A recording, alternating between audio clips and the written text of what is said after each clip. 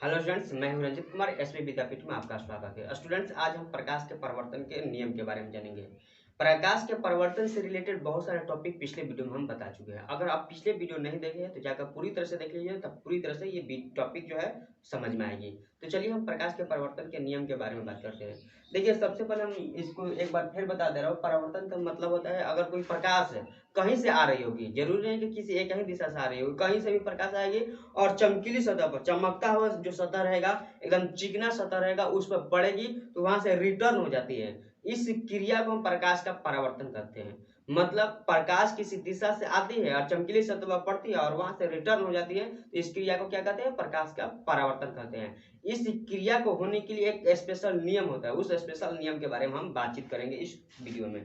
तो मेरे वीडियो के साथ बने रहिएगा, पूरी तरह से इस वीडियो को शुरू से अंत तक देखिएगा, स्किप मत कीजिएगा। तो चलिए हम बात करते हैं प्रकाश के परिवर्तन के नियम के बारे में। तो प्रकाश के परिवर्तन का नियम तब लागू होगा जब किसी चमकीली सतह पर प्रकाश पड़ेगी तब, और पड़ने के लिए वो सतह जो है चिकना रहना चाहिए और समतल रहना चाहिए। ये नहीं कि सतह जो उबड़ा खबड़ा रहेगा, इस तरह से सतह रहेगा, तो इस तरह से सतह पर प्रकाश के परिवर्तन का नियम का कोई पालन नहीं होगा। सतह एकदम कैसा रहना चाहिए? चिकना सतह रहना चाहिए। देखिए, एकदम सतह कैसा रहना चाहिए? चिकना। हम चिकना एक सतह का निर्माण कर रहे हैं यहाँ पर। ये एक सतह हो गया चिकना, इसको हम लोग समतल दर्पण कहेंगे। दर्पण कब कहेंगे? जब नीचे एक सतह पर कलई कर देंगे, नीचे या फिर ऊपर कहीं पर भी कलई कर देंगे। तो हम यहाँ पर नीचे कलई कर रहे हैं, तो ये हो गया हम लोग का समतल दर्पण। अब बताइए कि पिछले वीडियो हम तो बता चुके हैं, ये जो समतल दर्पण के नीचे जो पेंट किया गया है, ये पेंट किस रसायन के प्रयोग से किया जाता है? तो आप इस टॉपिक को, आप इस क्वेश्चन को कमेंट बॉक्स में जवाब दीजिएगा कि समतल दर्पण में पेंट करने के लिए किस रसायन का प्रयोग किया जाता है। आप इसका जवाब कमेंट बॉक्स में दीजिएगा। ये हो गया हम लोग का समतल दर्पण, समतल दर्पण। अब देखिएगा समतल दर्पण में क्या होगा, कहीं से प्रकाश आएगी, तो कहीं से आ रही है प्रकाश, हम एक दिशा से आ रही है तो हम दे देते हैं इधर आने वाले किरण के लिए हम दिशा दे देती है यहाँ पर। अब जो प्रकाश किरण कहीं से आती है, तो अब जैसे ही चमकीली सतह पर पड़ेगी तो रिफ्लेक्शन हो जाएगा, यानी कि यहाँ से परावर्तन हो जाएगा, यानी कि यहाँ से लौट जाएगी। लौट जाने के लिए यहाँ से हम यहाँ किरण की वो दूसरी दिशा की ओर भेज देते हैं। मतलब ये एक ही दिशा कहलाएगी। दूसरी दिशा का मतलब एक दिशा से जाती है और ये दूसरी माने दूसरी सतह को पार करके चली जाती है, दूसरी दिशा कहते हैं। ये आ रही है इधर से और इधर चली जाएगी, तो इसको हम लोग एक ही दिशा बोलते हैं। ठीक, तो ये किरण आ रही है और यहाँ पड़ रही है, पढ़ने के बाद यहाँ से रिफ्लेक्शन हो जा रही है, यानी कि लौट जा रही है। इस घटना को प्रकाश का परिवर्तन कहते हैं। जब किसी प्रकाश की किरण चमकीली सतह पर पड़ती है और वहां से लौट जाती है, तो इस घटना को प्रकाश का परिवर्तन कहते हैं। देखिए, जो प्रकाश की किरण आ रही है मतलब आपतित किरण कहते हैं। आने वाली किरण को आपतित किरण कहते हैं। ये हो गया हम लोग का आपतित, आपतित किरण। आने वाली किरण को क्या कहते हैं? आपतित किरण। और जाने वाली किरण को परावर्तित, यहां से लौट रही है, परावर्तित हो रही है, तो इसको हम लोग परावर्तित किरण कहते हैं। परावर्तित किरण। आने वाली किरण को आपतित किरण और जाने वाली किरण को परावर्तित किरण। अब देखिए, जो किरण आती है समतल दर्पण पर कहीं ना कहीं बिंदु पर पड़ती है, उस बिंदु को आपतन बिंदु कहते हैं। उस बिंदु को क्या कहेंगे? आपतन बिंदु कहेंगे। एक बार और, जो किरण आती है उसे आपतित किरण कहते हैं। यही आपतित किरण समतल दर्पण के जिस बिंदु पर पड़ती है उस बिंदु को आपतन बिंदु कहते हैं। आपतित किरण समतल दर्पण से पड़कर लौटने वाली किरण को परावर्तित किरण कहते हैं, या फिर परावर्तित किरण से लौटकर जाती हुई किरण को परावर्तित किरण कहते हैं। ठीक, अब हम बात करते हैं यहाँ पर। देखिए कि अगर कोई किरण आ रही है और जा रही है, तो पता नहीं चलेगी कि कितने कोण से आ रही है, कितने कोण से जा रही है। इस कोण को पता करने के लिए बीचों बीच हम एक टूटी हुई रेखा खींच देते हैं। टूटी हुई रेखा खींच देते हैं, एकदम बीचों बीच खींचना है। और ये जो टूटी हुई रेखा खींचे है एकदम बीचों बीच है, इसलिए हम अभिलंब कहते हैं इसको। अभिलंब, एकदम लंब है इसके, अभिलंब इसको कहते हैं। तो इस अभिलंब से पता चलता है कि ये जो किरण है कितना कोण के साथ यहाँ पर बनाकर आ रही है, और ये जो किरण है कितना कोण के साथ यहाँ से बनाकर जा रही है। देखिए, जो आपतित किरण है और अभिलंब, इन दोनों के बीच एक कोण बनता है जिसको हम लोग आपतन कोण कहते हैं, और इसे आई से सूचित करते हैं। इसको क्या कहते हैं? आपतन कोण। आपतन कोण को काची से सूचित करते हैं? आई से। और इसी प्रकार यहाँ पर भी, यहाँ अभिलंब और परावर्तित किरण के बीच जब जाएगी तो एक कोण के साथ बनाती हुई जाएगी, इसको हम लोग परावर्तन कोण कहते हैं, जैसे आर से सूचित करते हैं, परावर्तन कोण। देखिए आपतित किरण से आपतन कोण, परावर्तित किरण से परावर्तन कोण बनता है, ये टॉपिक याद रखिएगा। अब देखिए प्रकाश के परावर्तन का जो नियम है इन्हीं चित्र में पता चलेगा। देखिए क्या पता चलेगा इसमें, ध्यान से देखते रहिएगा। अब इसमें क्या शर्त रहेगा पहले देख लीजिएगा, यहाँ पर शर्त ये जो इसमें क्या हो रही है कि ये आपतित किरण, परावर्तित किरण और अभिलंब तीनों एक ही बिंदु पर है। यहाँ पर पहला आपतित किरण, आपतित किरण कमा परावर्तित किरण, परावर्तित किरण तथा अभिलंब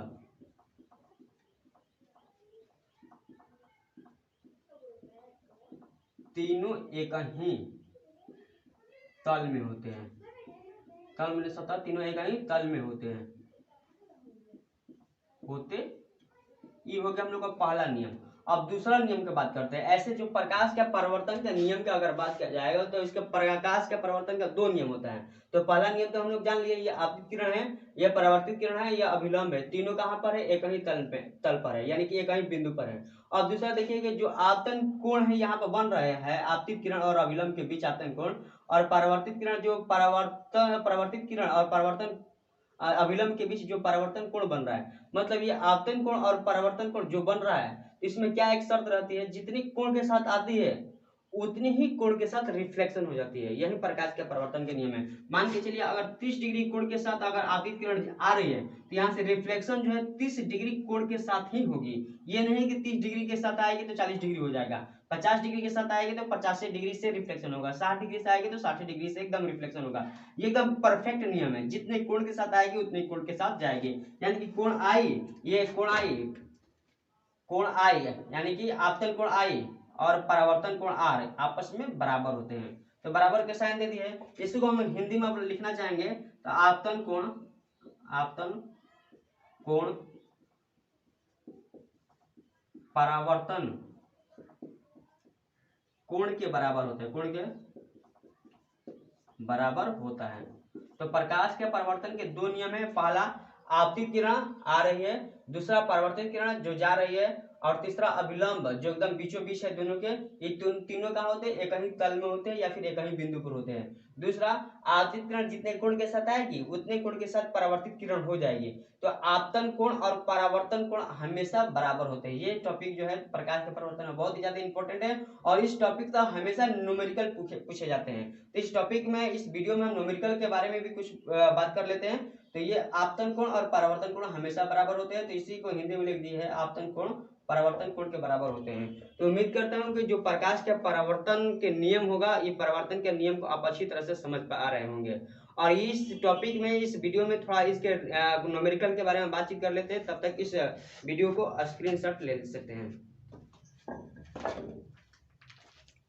तो चलिए अब बात करते हैं प्रकाश के परावर्तन से रिलेटेड जितने भी टाइप के न्यूमेरिकल है उस न्यूमेरिकल के बारे में। देखिए प्रकाश के परावर्तन से रिलेटेड 3 टाइप के न्यूमेरिकल हमेशा पूछे जाते हैं, और तीनों टाइप से जो न्यूमेरिकल पूछे जाते हैं ये तीनों टाइप पढ़ लेंगे तो इससे रिलेटेड कोई भी क्वेश्चन आपको नहीं फंसेगी। तो चलिए हम आपको इस तीनों टाइप के न्यूमेरिकल के बारे में बातचीत करते हैं। देखिए प्रकाश के परावर्तन के लिए जो पहला टाइप का न्यूमेरिकल है, इसमें पहला टाइप का न्यूमेरिकल कोण आई और कोण आर से, यानी कि आपतन कोण और परावर्तन कोण से रिलेटेड दिया जाता है। हालांकि सब यही कोण के साथ दिया जाता है क्योंकि इसमें आपतन कोण और परावर्तन कोण के बारे में ही चर्चा की गई है। तो ये जो नॉर्मल टाइप होता है, अगर मान के चलिए क्वेश्चन इसमें टाइप 1 में दिया रहता है इस तरह से कि कोण आई का मान यानी कि आपतन कोण का मान 60 डिग्री है तो परावर्तन कोण का मान कितना होगा। तो हम आपको पहले ही बता चुके हैं कि कोण आई और आर हमेशा क्या होते हैं, बराबर होते हैं। कोण आई और कोण आर क्या होते हैं, हमेशा बराबर होते हैं। यह प्रकाश का परावर्तन का नियम है। तो यहाँ पर कोण आई का मान 60 डिग्री है तो कोण आर का मान कितना हो जाएगा, 60 डिग्री हो जाएगा। क्लियर है। यहीं पर कोण आई का मान 120 डिग्री दिया गया। अब यहाँ पर क्या हो जाएगा, कोण आर का मान ये भी 120 डिग्री होगा, जितना है तो उतना ही हो जाएगा। इसी तरह से ये 70 डिग्री है तो ये भी 70 हो जाएगा। आर का मान ये 80 है तो ये भी 80 हो जाएगा। ये 120 है तो ये भी क्या हो जाएगा, 120 डिग्री ही हो जाएगा। तो उम्मीद करता हूँ कि ये आपको टाइप 1 समझ में आई होगी पूरी तरह से। इस टाइप में कुछ है ही नहीं, टाइप 2 में थोड़ा बहुत दम है। तो देखते हैं टाइप 2 की ओर। देखिए इसमें क्या कर रहा है क्वेश्चन, आपतित किरण, ध्यान से क्वेश्चन पढ़िएगा और समझिएगा, वीडियो को स्किप मत कीजिएगा नहीं तो पूरी तरह से ये टॉपिक आपको समझ में नहीं आ पाएगी। तो देखिएगा आपतित किरण जो है समतल दर्पण से 30 डिग्री का कोण बनाती है तो कोण आर का मान ज्ञात कीजिएगा। तो देखिए इस टाइप को जो क्वेश्चन है करने के लिए आपको चित्र की सहायता लेना पड़ेगा। इसमें देखिए ये जो आपतित किरण है, तो आपतित किरण ये है ना, समतल दर्पण से कितना कोण बनाती है, 30 डिग्री का। तो आपतित किरण ये है, समतल दर्पण ये है, तो आपतित किरण समतल दर्पण से यानी कि यहाँ पर कोण बनाती है 30 डिग्री का। तो कह रही क्वेश्चन में क्या, कोण आर का मान ज्ञात कीजिएगा। तो कोण आर का मान ज्ञात करने के लिए ध्यान से देखिएगा कोण आर का मान कैसे निकलेगा। ठीक, अब देखिएगा ये जो समतल दर्पण है यहाँ पर, तो यहाँ पर होने के बाद ये जो अभिलंब हमने खींचा है, ध्यान से समझते रहिएगा, ये अभिलंब खींचे है तो समतल दर्पण से कितना डिग्री का कोण बनाती है, 90 डिग्री का अभिलंब बनाएगी। आपको क्लियर हो रही है ना, मान के चला मिट काट देता है, कुछ है ये नहीं है। तो ये एक अभिलंब है और ये समतल दर्पण है, तो इस सतह से 90 डिग्री का कोण बना रही है। अब ये वाला अगर 30 डिग्री, इसी 90 डिग्री को दो पार्ट में बांटा गया है, ये अगर 30 डिग्री हो जाएगा तो ये कितना डिग्री हो जाएगा, अपने आप 60 डिग्री हो जाएगा कि नहीं, क्लियर समझ में आ रही है। अब देखिएगा फ्रेंड से, ये जो अभिलंब है, अभिलंब को हमने लंबा खींच दिया है, और ये जो समतल दर्पण का सतह है, इस सतह से कितना डिग्री कोण बन रही है, ये 90 डिग्री कोण बन रही है। इसी 90 डिग्री को दो भागों में बांट दी गई है। ये वाला पहला भाग जो है 30 डिग्री का है, तो दूसरा भाग अपने आप 60 डिग्री हो जाएगा, क्योंकि टोटल जो है 90 डिग्री का होता है। कितना होता है टोटल, 90 डिग्री है, ये 30 ये 60, 90 डिग्री हो जाएगा। क्लियर। अब देखिए कोण आई का मान तो हमारा निकल गया 60 डिग्री, तो क्या पूछ रहे हैं, कोण आर का मान। तो कोण आई का मान 60 डिग्री, तो कोण आर का मान भी 60 डिग्री हो जाएगा। अब यहाँ पर भी हमारा कितना हो जाएगा, कोण आर का मान भी 60 डिग्री हो जाएगा। उम्मीद करता हूँ कि आपको पूरी तरह से समझ में आई होगी। इसी से रिलेटेड दूसरा क्वेश्चन है, अगर 70 डिग्री है तो कोण आर का मान क्या कीजिएगा। अगर ये 70 डिग्री है तो ये अपने आप कितना हो जाएगा, 30 हो जाएगा। 70 सॉरी ये कितना हो जाएगा, 20 हो जाएगा। 70 20 90, ये 70 डिग्री रहेगा तो ये कितना हो जाएगा, 20 डिग्री। 70 20 90 होता है, तो 20 डिग्री ये होगा तो ये कितना हो जाएगा, 20 डिग्री हो जाएगा।